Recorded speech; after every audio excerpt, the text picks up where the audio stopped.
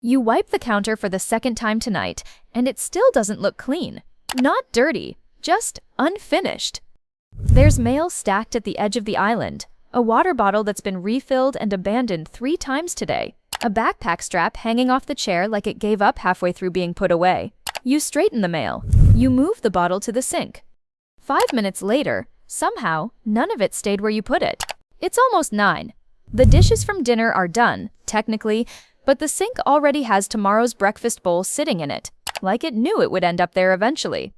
You stand in the doorway for a second, just looking at the room, trying to figure out what's actually wrong with it. Nothing is dirty, nothing is broken, it's just never still. You've cleaned this kitchen every single day this week, so why does it never look done? There's a quiet idea in Japanese homes that has almost nothing to do with cleaning, and almost everything to do with why a kitchen feels finished or unfinished. It's not about wiping more. It's not about better baskets, or smarter bins, or another label maker. In small Tokyo apartments, where kitchens are sometimes a third the size of ours, counters stay clear, not because someone is constantly tidying them, but because of a decision made long before the mess ever had a chance to start. And it starts with something most of us overlook entirely. Chapter 1. The surface that belongs to no one. A counter only collects what it's allowed to collect.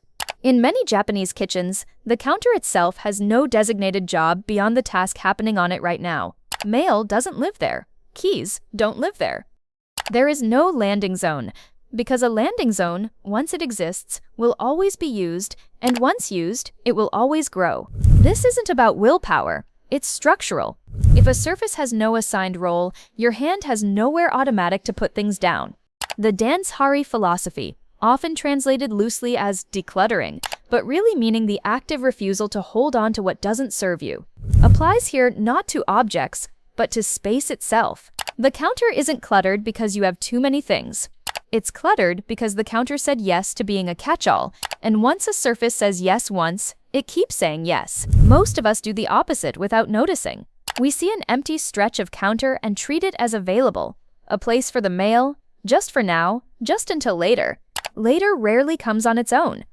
The simple thing to try today: pick one surface in your kitchen, just one, and remove every object on it that isn't actively being used in the next 10 minutes.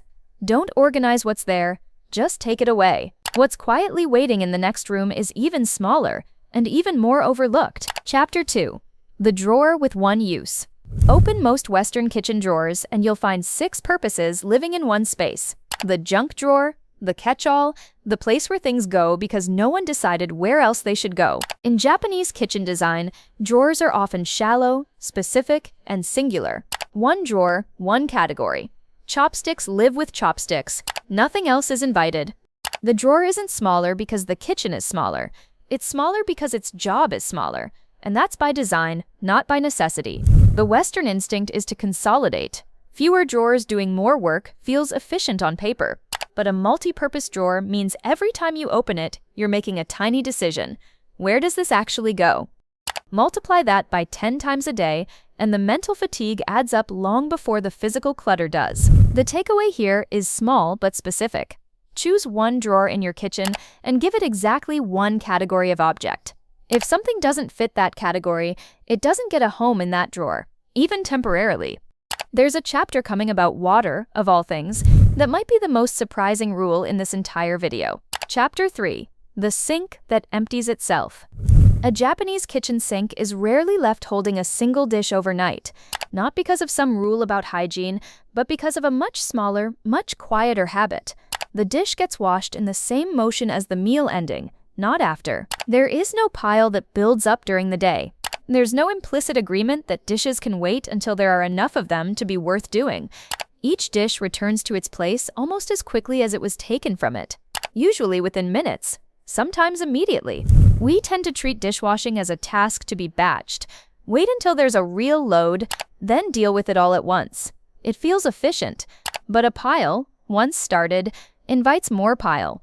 The full sink in the morning isn't really about last night's dinner. It's about a system that allows accumulation to feel acceptable, even temporarily. Try this today. The next time you finish using a single dish, wash it in the same minute. Not after the meal, not after the show, just now, while it's one dish instead of 4. But surfaces and drawers and dishes are only the visible layer.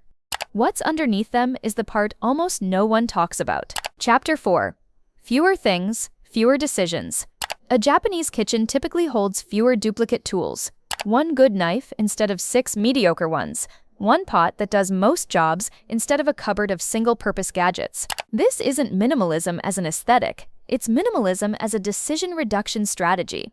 Every extra tool in a kitchen is, eventually, one more thing to wash, one more thing to find a place for, one more decision about which one to grab. The clutter on the counter is often just the overflow of a cupboard that already ran out of room. In the West, kitchen abundance is often treated as kitchen readiness. More tools mean more capability, more options for whatever the recipe calls for. But options have a cost. A drawer of 7 spatulas means 7 decisions every time you reach for one, even if that decision takes half a second. The simple thing to try: pick one category, spatulas, mixing bowls, mugs, and remove every duplicate beyond what you'd actually use in a single day. Before I show you the most counterintuitive one, the one that took me the longest to understand, let me first tell you about something that has nothing to do with kitchens at all and everything to do with kitchens. Chapter 5. The pause before you set it down. There's a small, almost invisible gesture that shapes everything else in this video. The half-second pause before placing an object down. In traditional Japanese tea practice, every object is set down with deliberate attention. Not slowly for show, but slowly enough to actually notice where it's going and why. That same pause, applied to a kitchen counter, changes everything. Setting the mail down for now requires 0 attention.